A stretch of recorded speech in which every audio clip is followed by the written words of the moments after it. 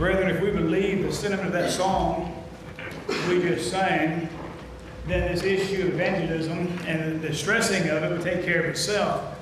I think this lesson this afternoon especially is the one that's going to look the closest at us when it comes to the excuses that we make sometimes for not doing what we should in the area of evangelism. And that's all they are. I heard a man one time say that excuses are kind of like homemade soap. They're mostly lie. And there's truth in that. When we don't want to do something, we can always come up with an excuse as to why we shouldn't have to do it. But I want to stress this point right here at the onset. God does not ask more of us than we are capable of. Matthew 28, verse 18, he says, you go into all the world and you teach the gospel. By Colossians 1, verse 23, the Apostle Paul says they had done that. Brethren, they did not have the communication that we have today. For a while there, the three fastest forms of communication were telegram, telephone, telewoman. But nowadays, of course, we have much faster methods than that. We've got email, we've got Twitter, they got instant message, Instagram. I don't even know, I'm behind this. If you wait 30 days, you're behind on technology. And we sit back and say we can't. They crossed the world on foot, on donkey, on boat, and got it done in one generation. What they didn't do was make excuses. You read the Bible, you hear the sermons preached, you get the discussions back and forth. There's nobody saying we can't. Philippians 4, verse 13, behold, we can do all things through Christ who strengthens us. But oftentimes, we make excuses. Well, or we qualify. You ever use the word if? If I had a good voice, I'd lead singing. If I had a bunch of money, I'd give it to the church. If. Reminds me of a story I heard once about these two old boys. They're sitting out on the front porch. One of them looks at the other and says, hey, Bob. Bob says, what? Says, if you had $2 million, would you give me $1 million of it? The guy thinks about it for a second and says, okay, let me get this straight, Joe. You're asking me if I had $2 million, would I give you $1 million of it? Yes, sir. That's what I'm asking you. He says, yes. I love you. You're my best friend. If I had $2 million, I would give you $1 million of it. First guy looks back over there and says, hey, Bob.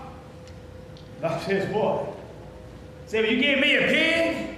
He said, that ain't fair. I've got 2 pigs. Now, brethren, don't we do God that way? God, if I had more money, if I had more talent, if I had more opportunities, then I would do this for you. Brethren, that is a lie. I must give God of what I do have. We're very, very good on promising things we don't have. The parable of the talents. That one talent man, he wasn't condemned because he didn't have 10 talents. He wasn't condemned because he didn't make 4 talents like the other guys did. He was condemned because he did not use what he did have in God's service.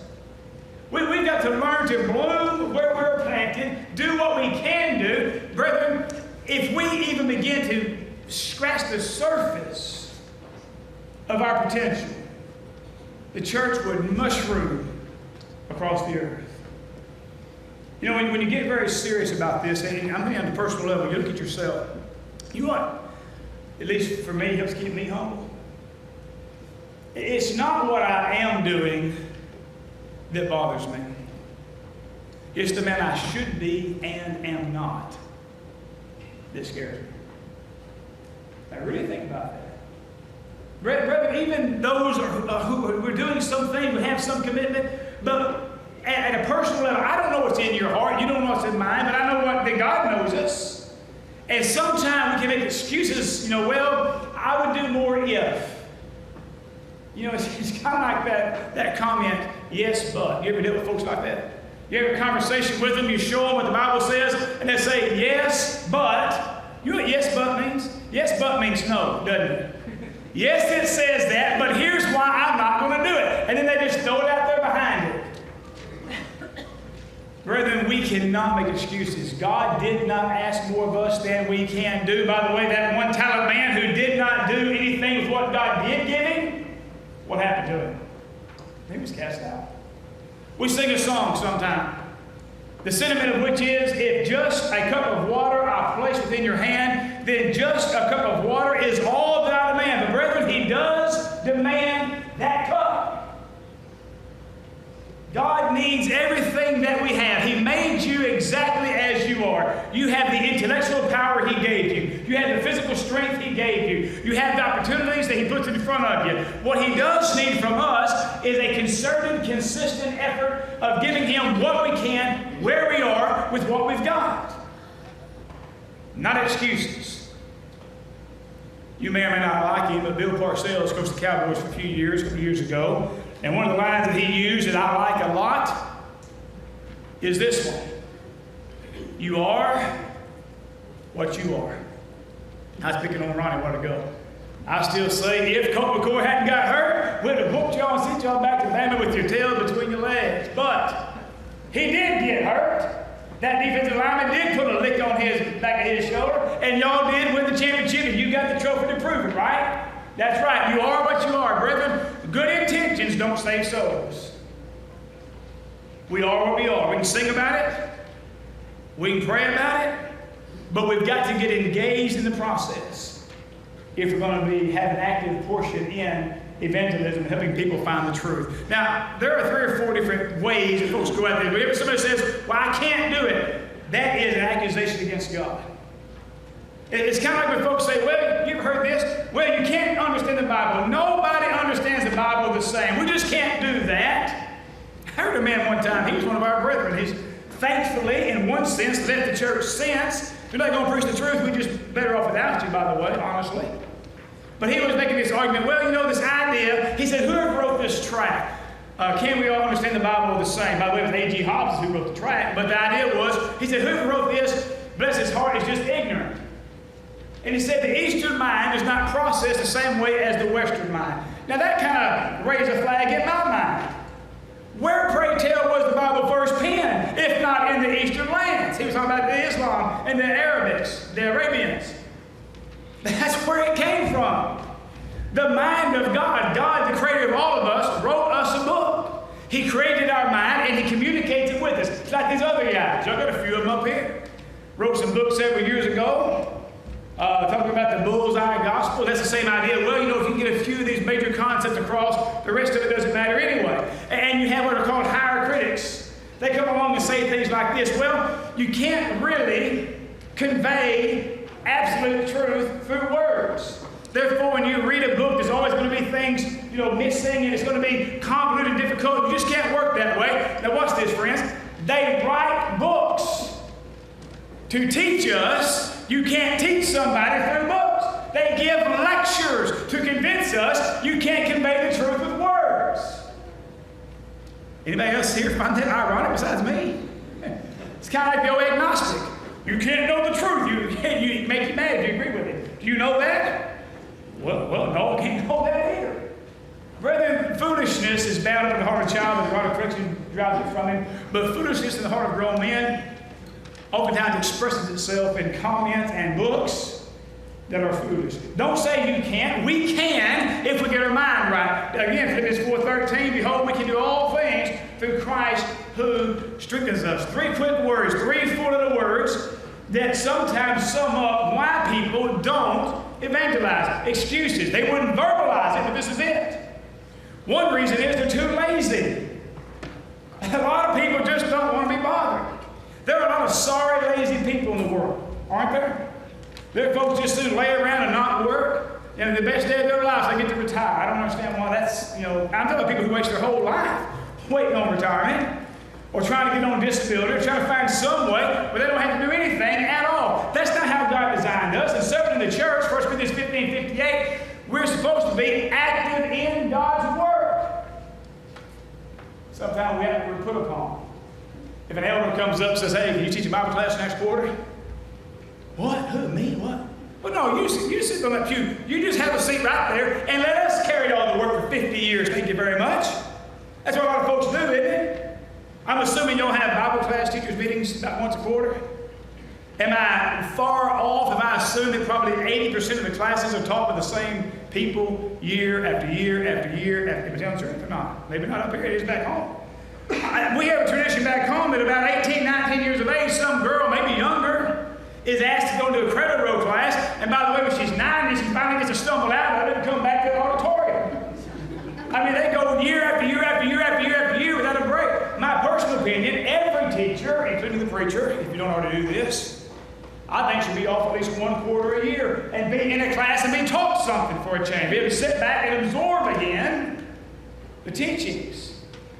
But sometimes we can't because brethren are too lazy to do anything. You have a door knocking. You're lucky to get 2 carloads show up. You have a fish fry, we get half the town shows up, right? If you don't require any work out of them, they're all showing up. But sometimes, brethren, we get lazy. The book of Proverbs addresses this. Proverbs 6:6-11 talks about the ant. How God expects us to be active. He expects us to be working. He expects us to be involved.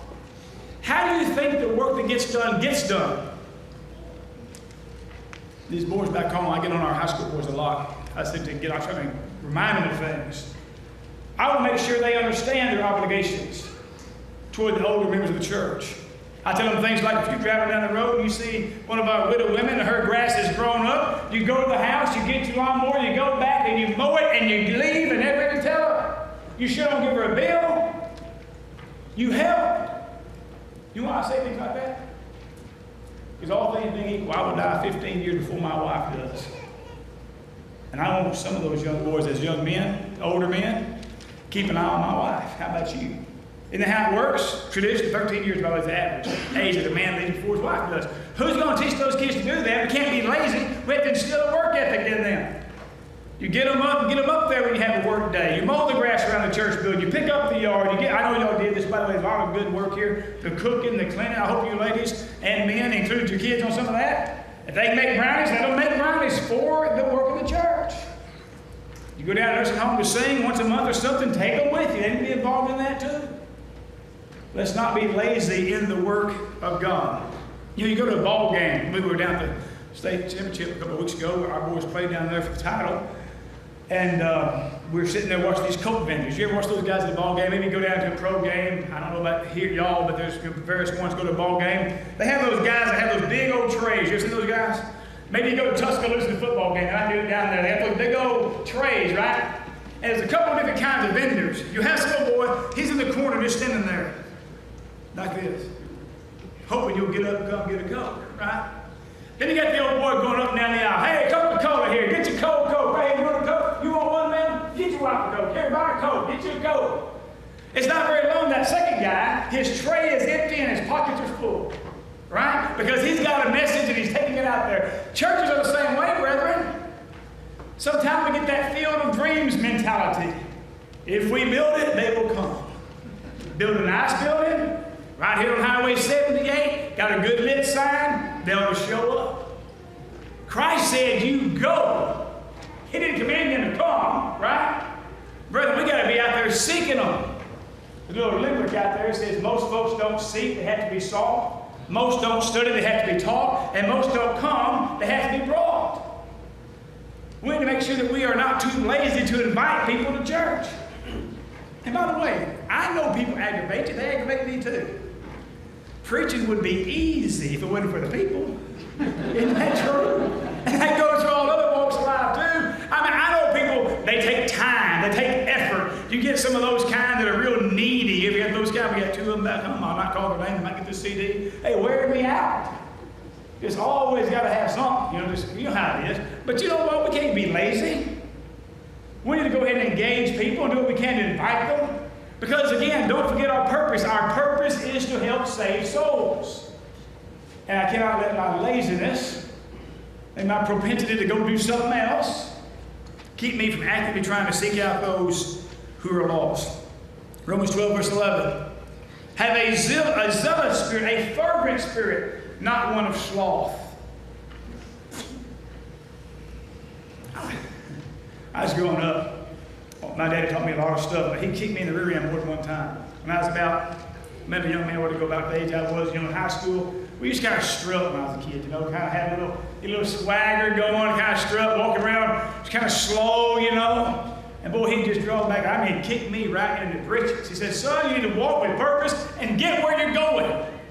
And there's something about that. I don't know about here. Y'all have these baggy breeches boys out here, wear their pants down here, showing you what kind of underwear they're wearing. That's the goofiest thing I ever saw. It's kind of, well, you look real cool. I'm here to tell you. That is a good look. there's a whole other topic. But the point is, laziness. It exudes from people. Brethren, we should be men and women of purpose. Life is short. Your opportunities are brief. What did John 9 where Christ said, behold, I must do the works of him that sent me while it is yet day, for the night time cometh when no man can work. There's plenty of rest in the grave, brethren. Our rest comes later. This is work time. You're clocked in right now. And it's time in the 50, 75, 85, 90 years that we get on this earth, that's when we're supposed to make a hand. And not get caught up in laziness, sleeping our life away, lounging around the house, doing very little, watching that mindless TV for hours at a time, accomplishing nothing except the passage of the hours. Let's not be lazy. Hebrews 6:11, same thing. Proverbs 20, verses 4, talks about the sluggard. Go to the sluggard. Go to the slothful man. He discusses there. Proverbs have a lot to say about laziness. He says there are people that are so lazy that they wake up and they roll over and they say things like, well, just a little more sleep, just a little more slumber, just a little more folding of the hands. They look outside and say, well, it's too hot today. It's too cold today. It's too wet today. Oh, there's a lion in the yard. There's always something. And it says, you look at that man's farm, and it's grown up with weeds. His crop won't make. His fences are falling over. It's in disrepair because he's lazy. A lot of brethren that way. I know folks that won't miss work for anything. I mean, man, they bounce up. They're out the door. They're making a hand. 5 days a week. Come Sunday, they just can't make it this Bible class. Now, they get the kids up, get them dressed, get them fed, get them to school by 7:45. They're at work at 8 o'clock in the morning, dressed and ready to go. Sunday morning, 9:45. Okay, 2.5 hours late. They can't make it. Well, just couldn't get there. Week after week after week, this is a lie. And they can get there, they don't want to be there. That's the truth. You ever known somebody with a Sunday night headache? Every Sunday night, well, I just didn't feel good. Now, come on, your body cannot have a headache 52 Sunday nights in a row, can it? Fact is, you just don't want to go back. Isn't that true? Well, it's just kind of cold out there. It's kind of wet. I just don't feel like getting out. Heard about a man one time well, come back to something else here first. That weather. I know y'all like football in this part of the country. Ryan stayed in my house before. I know he talked about Kyle and football and baseball and this, that, and other. My girls play softball. We sat out there in that sun and baked. Because I coached it. I sweat like a pig, sunburn all over. You know, and get those tournaments, you play back to back to back. 9. We played 9 games in a row one day in Breckenridge, Texas. 114 degrees in the afternoon. 9 games. You think, man, I can't believe we got another game. No, I want to keep winning, win the whole tournament. And we would have, too, if the referee didn't know how to call balls and strikes. But we've got the championship ball game. Football with it. I am the play-by-play man. I'm the voice of the Dragons on the radio station. Do all the games. And we got a pretty good team. We're going 14, 15 weeks in a row. You know, we went to semifinals this year. Every year we're pushing deep, going all the way. And people, they just pile in. Our little town has about 1,700 people in town, about 3,500 for the school district. We have 5,000 every Friday night. And West Texas football is nuts. I understand. They pile in there. They don't care if it rains, guess where they are. They're in there. If it's sleeting, they're in there. Snow, they're there. Pray overtime. Yeah, got extra innings. Or extra quarters. Baseball, get extra innings. Cold weather, darkness, wind, sitting on that hard seat that puts those little lines across your rear end. Remember those little deals, those bleachers? Man, you just get all wore out. Sunday morning, sitting on a cushioned pew. In the air conditioning. Your run is 4 minutes long. What's it doing? I ain't coming back tonight. My back just can't take it. Your back, which is a 4-hour football game, can't take a 35-minute, 40-minute sermon. Brethren, we have everything but the truth, don't we? It's attitude. Hunting and fishing. You don't go hunting at noon. You roll out way early. And you go out there to deer hunt, and it's cold. You can see your breath, and you're sitting there, and you're just shivering, you know. You got your gun, you got your camera on, you're hoping and praying one comes out. So you're no sleep, freezing to death, hard, condition. If you get one, you're going to get covered up in blood and guts and everything else, get them all clean and took it back to the house. That's fun. But the Lord's requiring too much of me to go on Wednesday night. I can't do that. That's just too much strain. Heard about this boy that had this pet store, and he had a parrot in there who could talk. And one day this guy comes in and goes to that parrot, and that parrot says, "Ooh, you're ugly." He kind of shocked the guy, and he called him up and said, "Hey, that bird said I was ugly. He can't do that. I'm a paying customer." "Yes, sir, yes, sir." I'll talk to him. So he leaves. Gets that bird, says, "Listen, you can't talk to my customers like that. Don't be saying that to my customer." "Yes, sir." Next day, that same man walks up, and that bird goes, "Ooh, you were uglier today than you were yesterday." And the guy just gets mad. Says, "Man, you can't do that. That happens again, I'll have you sued at the law." So he leaves, and man takes that bird, and he throws it in the icebox. That's a refrigerator for some people, but where I come from is an icebox. Kind of chills him down good, gets him out, says, "Now, if you do this again, I'm going to have you stuffed, I guess. I can't have you talk to my customers that way." Next day, that man walks right up to that burnt-up parrot, looks that parrot in the face and says, "You got anything to tell me?" That bird looked right back and said, "You know." Brethren, I brought this stuff up, but you know if you skip out on God, you know if you put more emphasis on fishing and hunting and ball games and other activities than we do the Lord's work.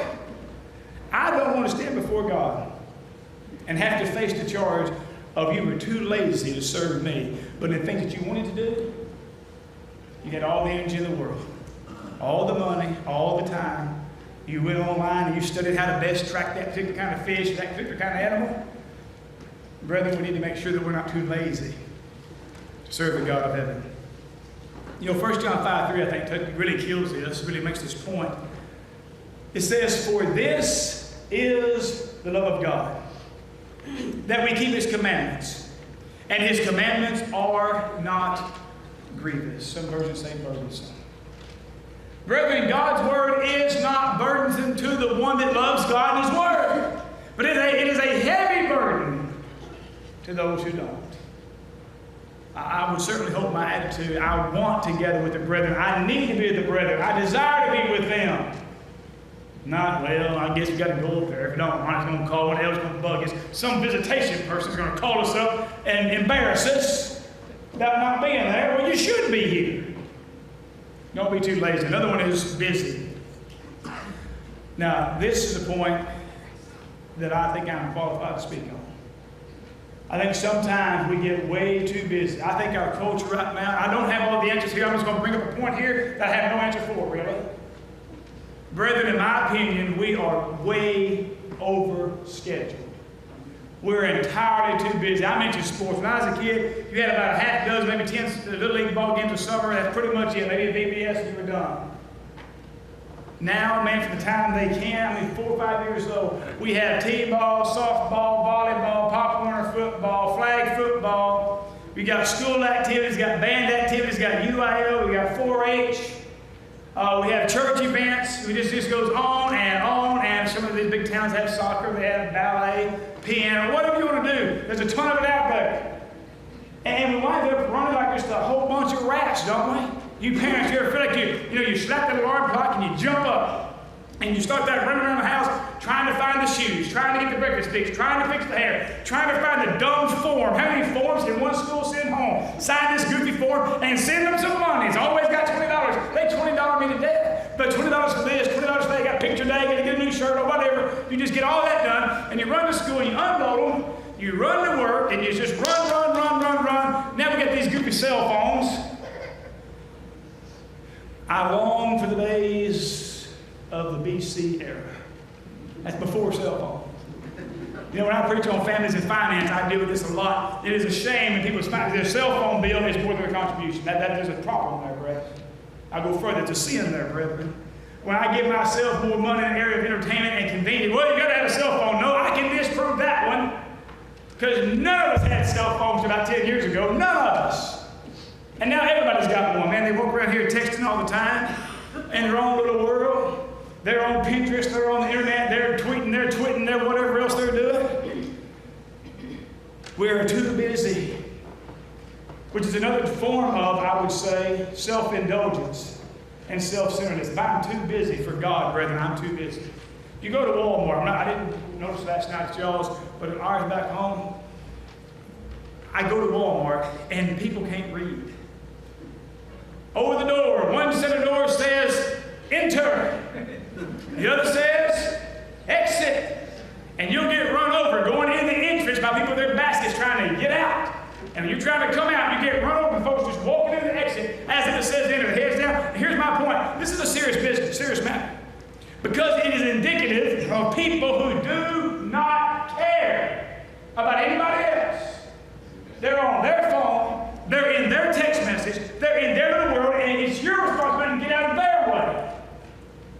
You walk up to me, we're in conversation, and your phone rings, and you answer, I will walk away from it. I'll leave you standing right there. I think it is a height of rudeness to be in a conversation with somebody and answer the phone. You're not that important. When I go to lunch, because you know I have a business, when I go to lunch, my phone rings off, and I leave my phone in the truck. Every time. And here's my opinion on that. If somebody is dead, they'll be dead when I'm through eating.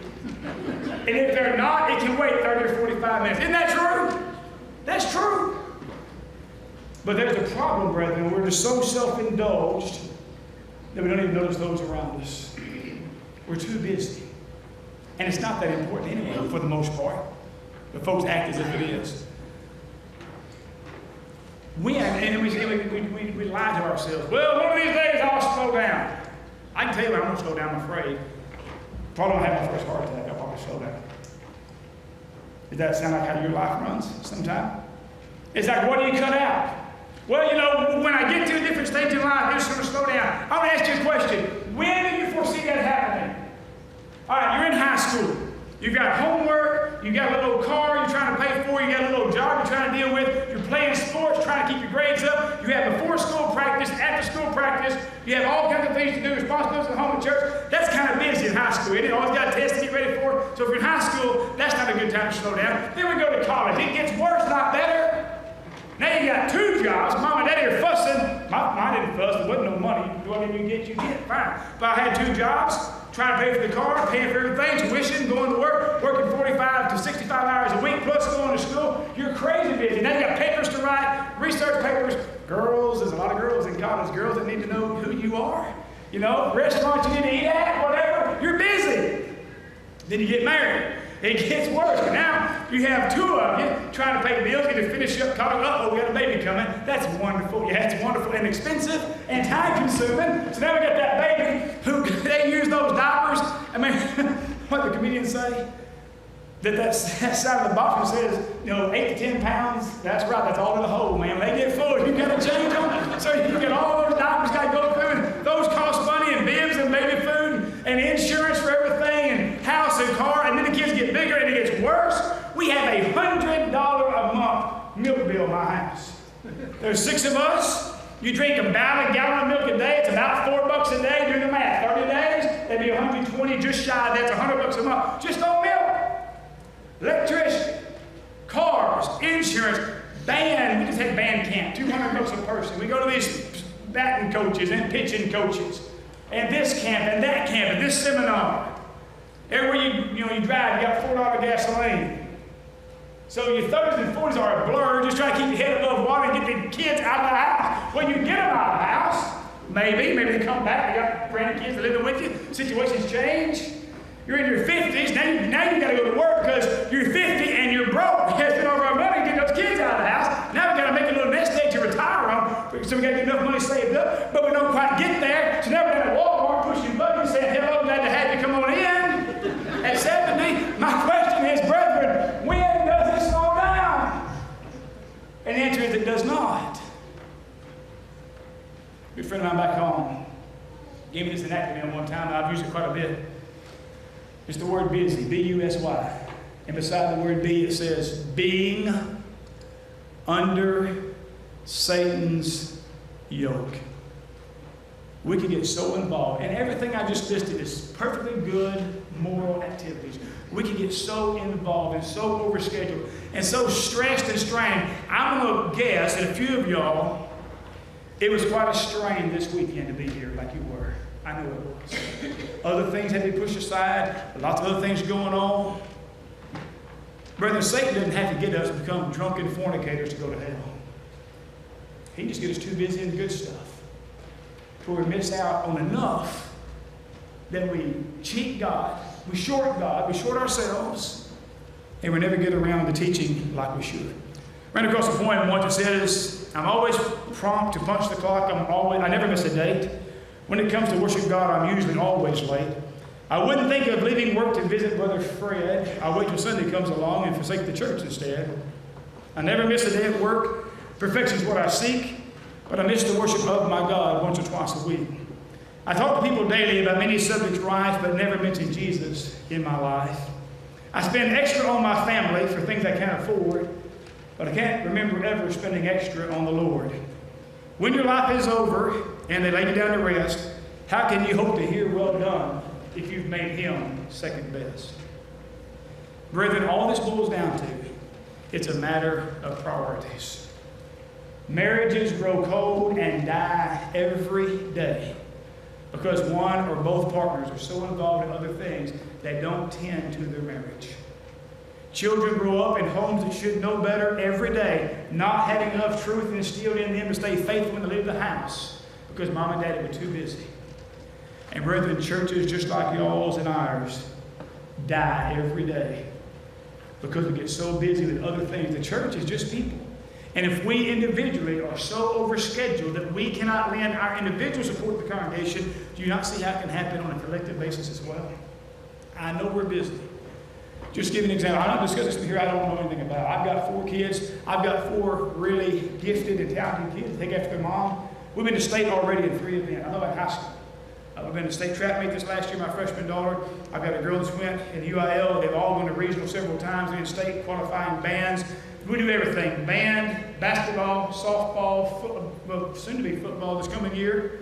I coach them. We go all the time. I've got a business with 41 employees, 9 offices. I'm vice president of the whole thing and have responsibilities all over this thing. I do preach for a congregation there in Banks and try to say yes to events like this as much as I can. I run too much. 21,000 miles in a little car I bought back in February, late February, 3 months. And you know what? That's just an excuse. If I ever short God, that's just an excuse. If I'm overscheduled or you're overscheduled, who set my schedule?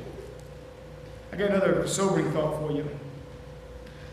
If I die in a car wreck on the way home tonight, it will go on just fine without me. If Ronnie dies on his next away trip, y'all will still have services the following Sunday and go right on. I think sometimes we forget that. We've got to keep our priorities right because every person who died with a to-do list, didn't they?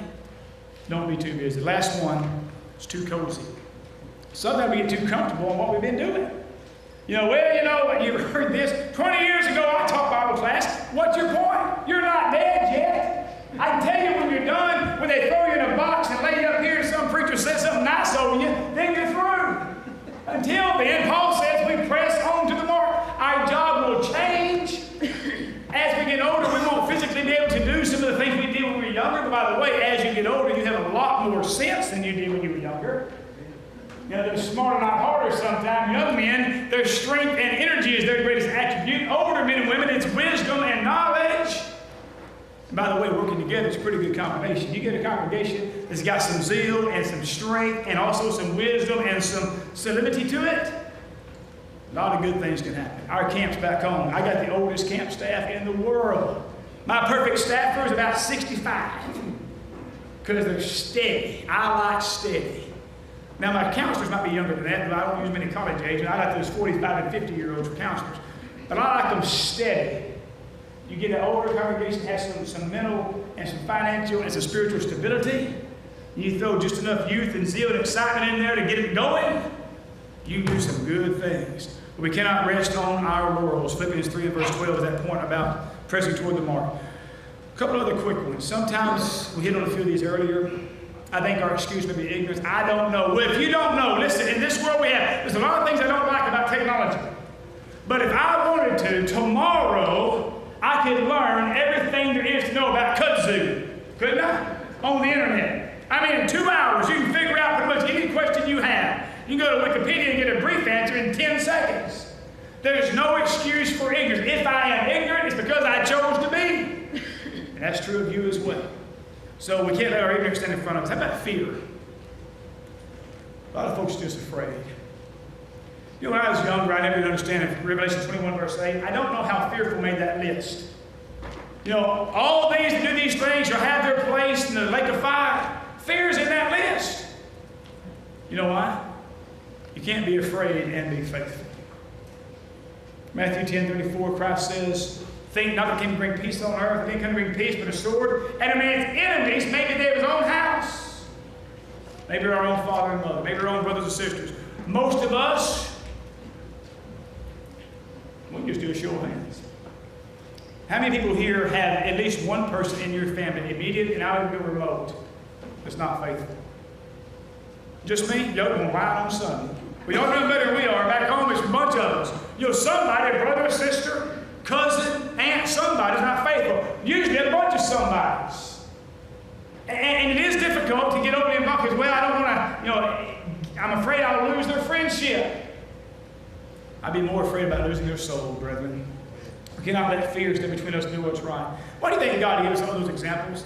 Daniel, Shadrach, Meshach, and Abednego, David and Goliath. I love preaching those sermons. I'm not going to do it right now. But in your mind, imagine me preaching those to you about hanging in there and fighting a good fight and doing what's right and not bowing the knee. Brethren, we bow the knee before God, and there the list ends.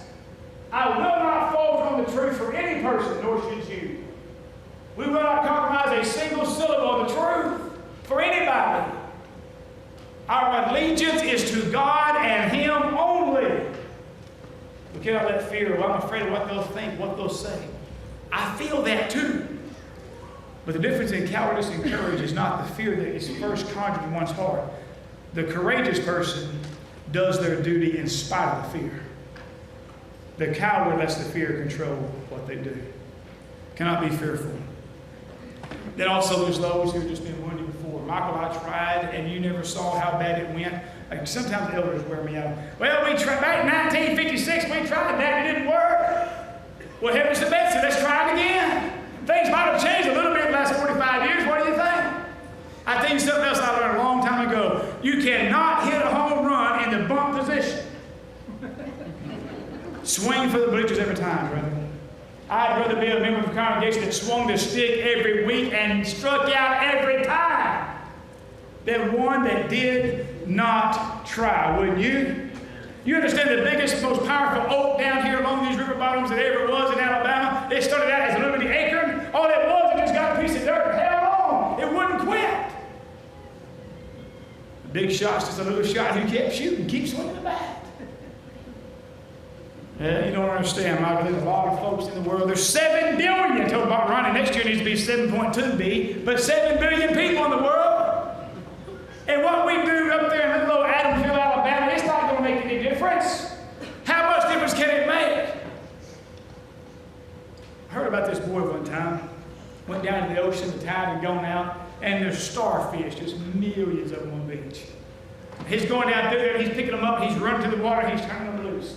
And this old man's coming out, the sun's coming out, it's going to get hot. Old man's watching, says, boy, what are you doing? He said, well, I'm saving starfish. He said, son, there are millions of starfish on this beach. It goes on for miles. The sun's coming up. It doesn't matter what you do.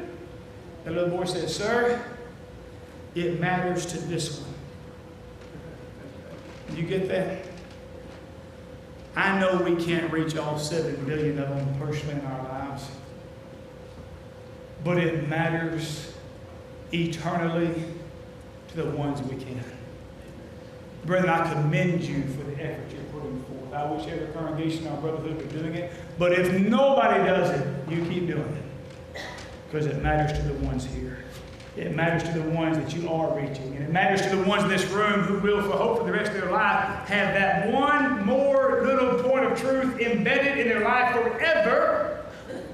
Always say a word for God. To always stand for what's right. To not bow to pressure. And to keep on spreading that gospel through which all men can be saved. If you're here this morning and not a child of God, you become one by believing in the Christ who came and lived and died for us, a sinless life, offering a perfect sacrifice, His blood, by the which we have all of our sins washed away once we believed in Him, repented of our past sins, and confessed our faith in it, and baptized in that blood, through which remission comes, Matthew 26:28. As the body of Christ, as the Lord's church. Brother, I am not ashamed at all to call myself a member of the church of Christ, for that is a church that Christ died for.